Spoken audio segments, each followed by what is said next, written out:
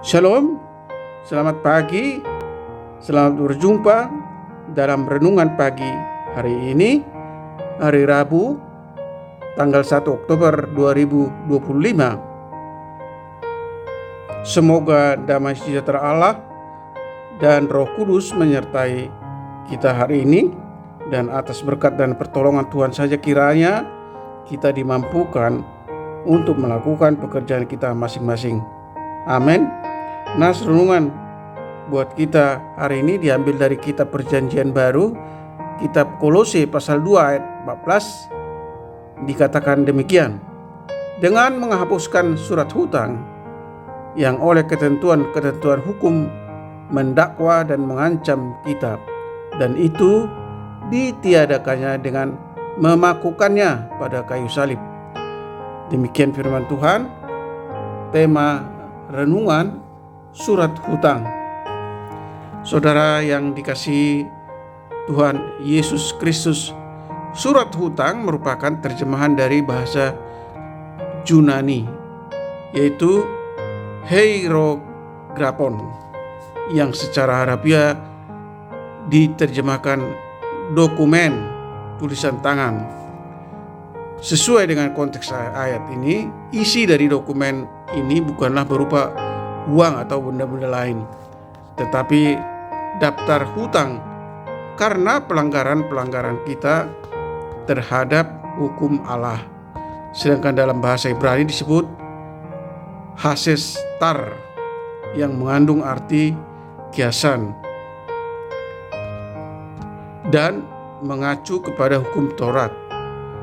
Kegagalan orang-orang dalam mematuhi hukum Taurat membuat mereka seakan-akan mempunyai surat hutang. Bila tidak dapat melunasinya, tentu ada akibatnya, yang oleh ketentuan-ketentuan hukum mendakwa dan mengancam kita. Maksudnya adalah kita atau manusia sebagai pihak yang bersalah dan patut menerima hukuman, karena kita betul-betul tidak berdaya, sebab kita tidak bisa membela diri kita, tidak dapat berbuat apa-apa selain menerima hukuman kita. Kabar baiknya adalah kasih Allah melalui Tuhan Yesus dengan karyanya di kayu salib di Golgota. Dialah pembela kita, dialah yang menanggung hukuman, dan itu ditiadakannya dengan memakukannya pada kayu salib. Artinya hukuman yang tadinya harus kita tanggung sendiri, kini telah ditanggungnya dengan kurban Yesus di kayu salib. Saudara yang dikasihi Tuhan Yesus Kristus, dengan tercurahnya darah Kristus di kayu salib, itu menghilangkan, menghapus, dan meniadakan surat hutang kita. Yesus, yaitu anak domba Allah, dialah kurban pengganti hukuman atas dosa manusia. Karena itu, sebagai orang-orang yang sudah terampuni, hiduplah juga untuk mengampuni orang lain. Amin. Mari kita berdoa. Ya Allah, Bapa kami di surga, Tuhan Yesus Kristus dan Juru Selamat kami sangat bersyukur atas firman-Mu yang menyatakan bahwa anak-Mu yang tunggal rela mengorbankan diri mati dengan mencurahkan darahnya di kayu salib untuk menebus dosa-dosa manusia yang percaya kepadanya.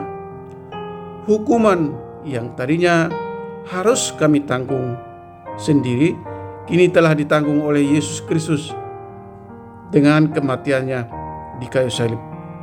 Dengan tercurahnya darah Kristus di kayu salib, Dia telah menanggung dosa-dosa kita, menghapus dan meniadakan surat hutang atas dosa-dosa yang kami perbuat.